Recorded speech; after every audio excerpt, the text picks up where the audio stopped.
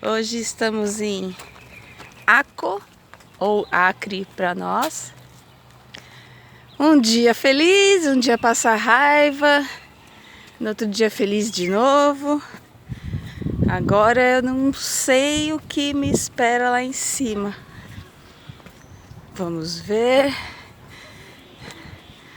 A cidade é muito bonitinha, tranquila. Aqui é a cidade velha.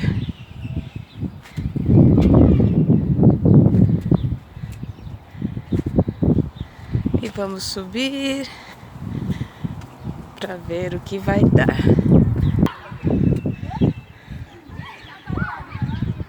O mar ao fundo, as montanhas da Jordânia, se não me engano.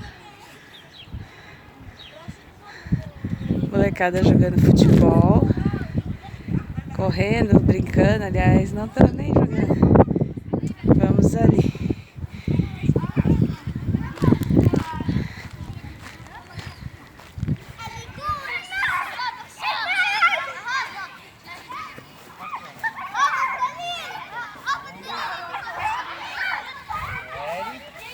Oi, Marcela ali.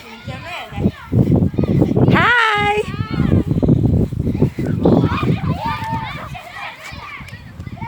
Aqui um dos canhões.